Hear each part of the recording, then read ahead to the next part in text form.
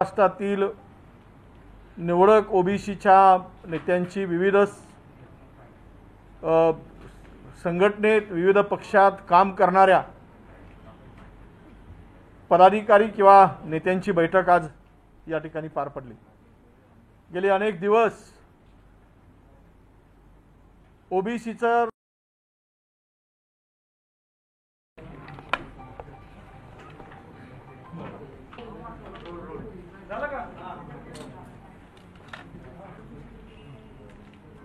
उपस्थित पत्रकार मित्र हो आणि आजच्या या पत्रकार परिषदेला उपस्थित असलेले सर्व आमचे ओबीसी नेते, खरं तर आज पश्चिम महाराष्ट्रातील निवडक ओबीसीच्या नेत्यांची विविध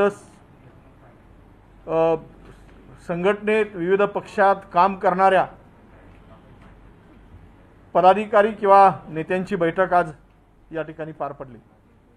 गेले अनेक दिवस ओबीसीचं राजकीय आरक्षण कमी झाल्यानंतर, आरक्षण रद्द केल्यानंतर या संदर्भात अनेकांची अनेक मतांतरे होती आणि त्यावर वेगवेगळ्या चर्चेला उधाण आलं होतं। एकूणच ओबीसीचे प्रश्न जे आहेत त्यावर चर्चा करण्यासाठी म्हणून आज पश्चिम महाराष्ट्रातील सर्व पदाधिकाऱ्यांची बैठक या ठिकाणी पार पडली। पुढील ओबीसीच्या न्याय हक्कासाठी वाटचालीवर या ठिकाणी चर्चा झाली आणि या महिन्यामध्ये 26 आणि 27 असं 2 दिवसीय ओबीसी नेत्यांचं महाराष्ट्रातील शिबिर हे लोणावळ्यामध्ये घेण्याचं ठरलं। साधारणतः महाराष्ट्रातील 250 प्रतिनिधी या शिबिरामध्ये पक्षाच्या पलीकडची विचार करणारी मंडळी जी आहे, पक्षीय विभिनेश सोडून त्या ठिकाणी उपस्थित राहणार आहेत। एकूण 3 सत्रामध्ये या ओबीसींच्या विविध प्रश्नाच्या संदर्भात चर्चा होईल, मंथन होईल आणि पुढील ओबीसीची वाटचाल आणि दिशा ही ठरवली जाईल। खरं तर ओबीसी हा समाज अत्यंत कष्ट करणारा कष्टकरी समाज, अंग मेहनतीवर स्वतःचा उदरनिर्वाह करणारा हा समाज, या समाजाचे प्रश्न आणि व्यथा फार मोठे आहेत। हे प्रश्न सुटावेत म्हणून संपूर्ण महाराष्ट्रातील ओबीसी एकत्र येतो आहे, याचा मला अभिमान वाटतो आहे। ही लढाई कुठल्याही समाजाविरुद्ध नाही, ही कुठल्याही राजकीय पक्षाच्या विरुद्ध नाही, कुठल्याही राजकीय संघटनेच्या विरुद्ध नाही, तर हे संपूर्ण पुढची वाटचाल आणि जर ओबीसी लढत असेल तर तो आपल्या हक्कासाठी लढावा आणि ज्यांना सहभागी व्हायचं असेल त्यांनी पक्षाच्या पलीकडे जाऊन ओबीसीचे प्रश्न सुटण्यासाठी एकत्र यावेत, असंही आव्हान या निमित्तानं मी ओबीसी चळवळीमध्ये काम करणाऱ्या नेत्यांना, संघटनांना आणि पदाधिकाऱ्यांना करतो आहे। ओबीसीचं राजकीय आरक्षण कमी होण्याला जी कारणं आहेत ती कारणं अनेकांनी अनेक पद्धतीनं मांडलेली आहेत। खरं तर 2011 मध्ये या संदर्भामध्ये देशभर ओबीसीच्या जातनिहाय जनगणनेचा डेटा उपलब्ध झालेला आहे। त्यावेळेस तो डेटा राज्य सरकारकडे उपलब्ध करून देण्यासाठी अनेकांनी विरोध केला। तो केवळ काँग्रेस पक्षातीलच विरोध नव्हता, तर तो विविध पक्षातील लोकांचा सुद्धा विरोध होता। आणि सरकार बदलल्यानंतर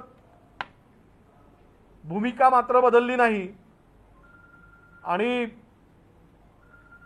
भारतीय जनता पक्षाची भूमिका सुद्धा हा डेटा उपलब्ध करून देण्याची राहिलेली नाही। स्पष्टपणे माननीय गृहमंत्र्यांनी त्याला नकार सुद्धा दिलेला आहे। मग आता प्रश्न उरतो की हा डेटा कलेक्ट करायचा असेल, जो इम्पिरियल डेटा लागतो सुप्रीम कोर्टाच्या निर्देशाप्रमाणे, आम्ही तर मागासवर्गीय आयोगाची घोषणा केलेली आहे। मला वाटतं की त्यानंतर अध्यक्ष म्हणून जस्टिस निरगुळे यांची नियुक्ती पण झालेली आहे आणि सर्व सदस्यांची नियुक्तीची घोषणा पण झालेली आहे। स्वतंत्र माजी निवृत्त एखादा न्यायाधीश किंवा एखादा स्वतंत्र आयोग नेमून हा इम्पिरियल डाटा कलेक्ट करावा का, किंवा आता जे मागासवर्गीय आयोग आहे यांनी तो डेटा कलेक्ट करावा, या संदर्भात चर्चा होईल। ती चर्चा झाली की मग त्याच्या संदर्भातला निर्णय होईल। पण आत्ता तरी मला असं वाटतं की आम्ही माननीय पंतप्रधान महोदयांना काल परवा शिष्टमंडळ गेलं, त्यामध्ये ते विनंती केलेली आहे। कारण सुप्रीम कोर्टाचा 3 सदस्यीय बेंचचा निर्णय असल्यामुळे तो देशातील सर्वांनाच देशात लागू झालेला आहे। तो केवळ महाराष्ट्रापुरती राहिलेला नाही। यात ओबीसीचा राजकीय आरक्षण पूर्णतः रद्द झालेलं नाही, तर 50% आत एससी एसटी ची लोकसंख्यानुसार वगळून जे उरेल ते आरक्षण ओबीसीला मिळेल। हा उदाहरणादाखल सांगायचं झालं तर 50% एससी आणि एसटीचं आरक्षण लोकसंख्येनुसार 40% होत असेल तर ते 10% आरक्षण हे ओबीसीचं असेल। एखाद्या जिल्ह्यामध्ये हे 45% असेल तर 5% आरक्षण ओबीसीचं असेल। त्या लोकसंख्येनुसार घटनेने ते आरक्षण बांधील केलेलं आहे, ते बाइंडिंग आहे, ते कमी करता येत नाही।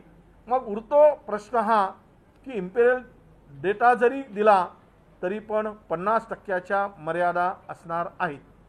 आणि म्हणून हे शेवट मराठा समाजाच्या संदर्भात जो निर्णय झाला 5 बेंचनी दिला, त्यालाही आधार तोच दिला, आताही आधार तोच घेतला गेलेला आहे। मग 50%च्या वर मर्यादा वाढवली तर हा प्रश्न सगळ्यांचा सुटेल, हा सुद्धा सोपा मार्ग आहे। आणि ते वाढवण्यासाठी सुप्रीम कोर्टाचा निर्णय असल्यामुळे राज्य किंवा केंद्र हे करू शकत नाही। त्याला पार्लमेंटमध्ये लोकसभेमध्ये घटना दुरुस्ती हाच पर्याय आहे।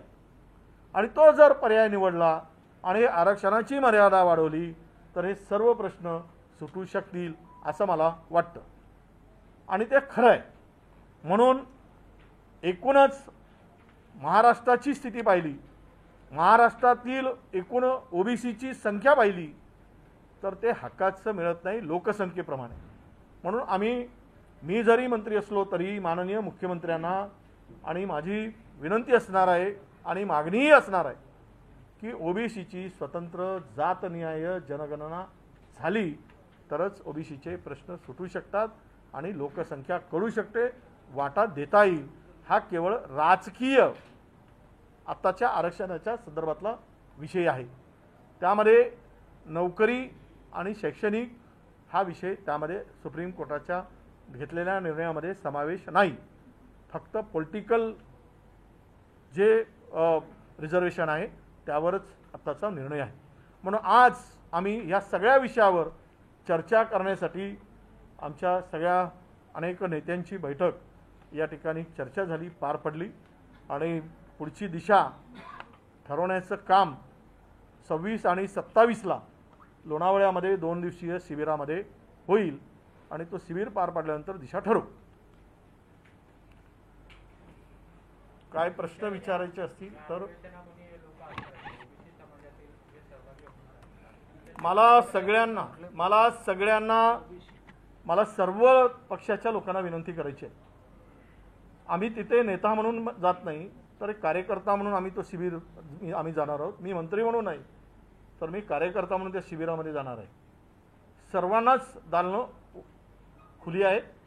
इथे पक्षीयच्या वर जाऊन त्यांना ज्यांना सहभागी व्हायचं आहे ते होऊ शकतात.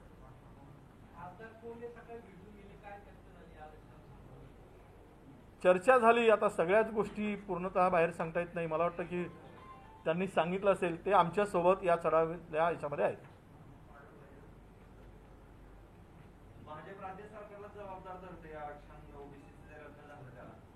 नाही, म्हणून मला तेवढंच सांगायचं आहे की हे पक्ष हा राजकीय फायदा उठवण्यासाठी ह्या विषयाचा कोणीही प्रयत्न करू नये.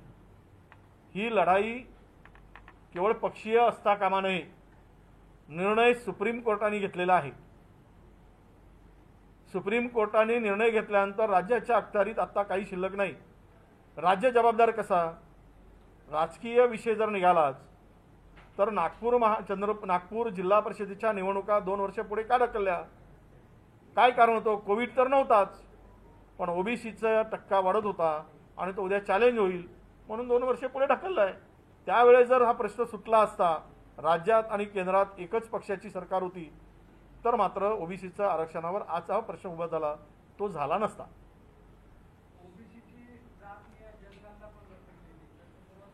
की ती जर आमच्या या पुढच्या 2 दिवसाची शिबिरामध्ये आमची मागणी मी आता विशद केलेलीच आहे की 2 दिवसाच्या शिबिरामध्ये त्यावर धोरण ठरेलच.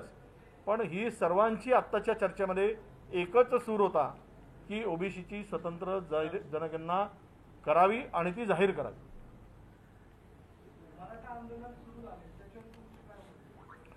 ज्यांना त्यांना आपापला अधिकार हक्क मागण्याचा आहे तो त्यांनी मागवावा. कोणीही कुणाच्या आडवं येऊ नये. चर्चा झाली म्हणून मला सांगितलं गेलं ओबीसी नेता म्हणून. मी विचारल्यानंतर नाही, मला अशोकराव चव्हाणांशी चर्चा झाली, ते पण त्यामध्ये होते. अशोकराव चव्हाण साहेबांनी सांगितलं ओबीसीची चर्चा झाली, मराठा समाजाची चर्चा झाली आणि इतर विषयाची चर्चा झाली. मला आत्ताच बोलवलं असतं तर गेलो असतो, पण मी विनंती करणार आहे बोलवलं तर. नाही, मला नाही विचारलं. विचारलंय आम्ही तर 10 लोकांची नावं पाठवली, पण मोदी साहेबांनी 3च लोकांना बोलवलं.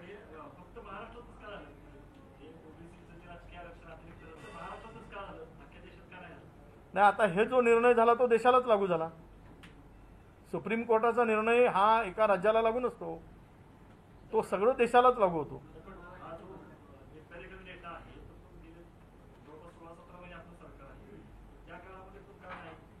नाही, काय कुठून देणार? इम्पेरियल डेटा कुठून देणार? कोणत्या राज्याकडे आहे? इम्पेरियल डेटा हा केंद्र सरकारकडे आहे. मनात आणलं तर 2 मिनिटात ते देऊ शकले असते. ते देत नाहीत.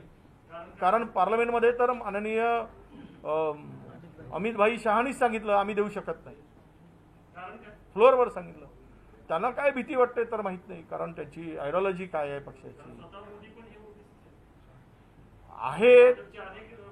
आहेत आणि बघा, जर असते तर आहे तर मग 214 लोकांचा IASची परीक्षा UPSC परीक्षा पास झालेल्या 214 ओबीसीना का डावललं असतं? का ते जिल्हाधिकाऱ्यापासून रोखले असते? विषय राजकीय मला करायचा नाही. तुम्ही प्रश्न विचारलात म्हणून सांगतो. मला यावर राजकीय भाष्य करायचं नाही. नाही, तर आता ज्या त्या पक्षाची आयडिओलॉजी आहे. आरक्षणाच्या विरुद्ध कोण आहेत, आरक्षणाच्या बाजूला कोण आहे. त्यावेळेस तुम्हाला माहीत आहे की माननीय आपल्या ज्यावेळेस मंडल आयोगाची लढाई सुरू होती त्यावेळेस कोणी त्याला विरोध केला, कोणी त्याच्या बाजूला होते, हे काही सांगायची गरज नाही. तुम्हाला सर्व गोष्टीची माहिती आहे. म्हणून त्यामुळे कोण विरोधात आणि कोण बाजूला. लोकलच्या संदर्भामध्ये काही निर्णय होईल का? काय लोकलच्या संदर्भामध्ये काही निर्णय होतोय का? हे बघा, कालची आकडेवारी अशी सांगते रुग्ण बरे होण्याचं प्रमाण कमी आणि रुग्ण जास्त झालेल्याची संख्या महाराष्ट्रात काल आपण पाहिली. त्यामुळं आज तरी यावर भाष्य करणं उचित होणार नाही. पुढचे 8 दिवस ती परिस्थिती कशी तयार होईल, कारण संख्या ही रुग्णसंख्या आता काही जिल्ह्यामध्ये हळूच वाढते. ज्यावेळेस आपण सवलत दिली, सूट दिल्यापासून जर उद्या पुन्हा जर संख्या वाढली तर अनेक निर्बंध नव्यानं लावावे लागतील. मराठा आरक्षण ओबीसी आरक्षण ही बाबतीत राज्य सरकारला जबाबदार धरलं जाते. असं आहे, राज्य सरकारने या संदर्भात काही भूमिका नाही, तीनही आंदोलनं ह्या संदर्भात जरी असले तरी तीनही विषय कोर्टाच्या सुप्रीम कोर्टात, एक विषय पदोन्नतीचा सुप्रीम कोर्टात आहे आणि 2 विषय सुप्रीम कोर्टाने निर्णय दिला आहे. आता राज्यांनी ठरवलं असतं, त्याला चॅलेंज झालं असतं तरी निर्णय वेगळाच आला असता.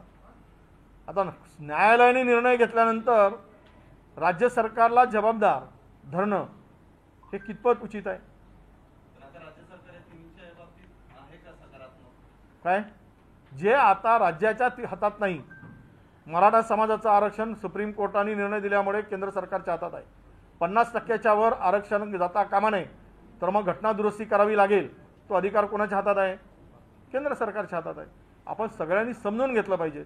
ओबीसीच्या संदर्भात जो निर्णय झाला 3 बेंचचा, तो सुद्धा आता देशाला लागू झालेला आहे. इम्पेरियल डेटा जरी मागितला असला तरी देशभरासाठी आता तो लागू पडला असल्यामुळे उद्या देशभरामध्येच हा विचार करावा लागणार आहे. विधान परिषदेच्या ज्या 12 जागा रखडलेल्या आहेत, राज्यपालांनी त्याची नियुक्ती केलेली नाही, तर त्या संदर्भात आपल्या राज्याचं शिष्टमंडळ ज्या मोदींना भेटत त्यावेळेस मोदींपर्यंत हा विषय गेला. परंतु राज्यामधल्या अनेक तरुणांच्या परीक्षा देऊन उत्तीर्ण होऊन देखील नियुक्त्या रखडल्या. त्यांनी कुणाकडे जायचं, त्यांनी कुणाकडे न्याय मागायचा आणि एमपीएससीची परीक्षा कधी होणार? तुम्ही कुठल्या पेपरचे पत्रकार आहात? महाराष्ट्र देशात. अच्छा, हे बघा, हा विषय जो आहे राज्याच्या संदर्भातला असेल तर राज्य सरकार आणि आता जर राज्यपाल 12 लोकांच्या नियुक्त्या करत नाही, तो विषय जर चर्चेला आला असेल तर तो केंद्र सरकारशी संबंधित आहे. आता विषय राहिला नियुक्त्या रखडल्यांचा. ते कशामुळे रखडले आहेत तुम्हाला सर्व माहीत आहे. कोणामुळे रखले आहेत? आम्ही हे होऊ देणार नाही, आम्ही ते होऊ देणार नाही, आम्ही तसं केलं तर असं करू. शेवट सरकार, राज्य सरकार चालवत असताना कायदा सुव्यवस्था हा विचार करूनच सरकारला निर्णय घ्यावे लागतात. म्हणून MP100च्या परीक्षा झाल्या ना, पुढच्या करायच्या आहेत ना. आता कोविड जागा सुरू झालं तर त्यावेळेस किती लोकांचा मृत्यू झाला तुम्हाला कदाचित कल्पना असेल. त्यामुळं आपण हे सगळं करत असताना लोकांचा जीव हा महत्त्वाचा असतो. तुमच्या पक्षाचे प्रदेशाध्यक्षांनी असं म्हटलं की सीएमच्या शुभेच्छा आहेत. हा प्रश्नच नाही.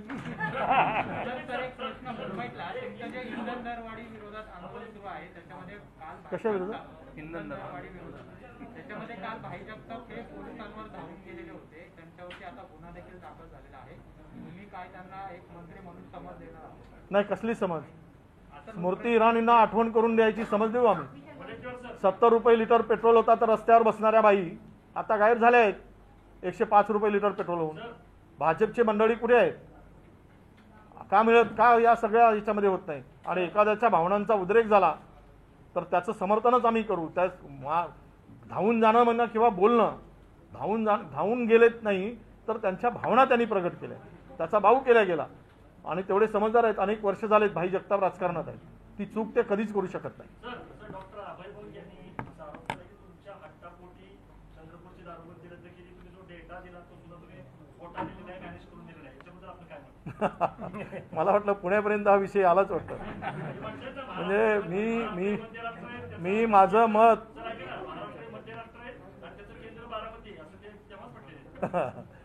माझं मत तुम्हाला कदाचित माहीत नसेल. महाराष्ट्र टाइम्समध्ये लेख लिहून मी माझी माहिती कळवली. नाही, अभय बंग हे महान जगव्यापी सामाजिक नेते, म्हणजे काय म्हणतात त्याला, चळवळीतले कार्यकर्ते आहेत, महान आहेत. त्यांच्यामुळं महाराष्ट्र व्यसनमुक्त झालेला आहे. एकही माणूस गडचिरोली जिल्ह्यात तंबाखू खात नाही, सिगारेट पित नाही, दारू पित नाही. एवढं महान कार्य त्यांचं आहे. त्यामुळं त्यांना सगळा बोलण्याचा अधिकार आहे. विकासाचा ध्यास म्हणजे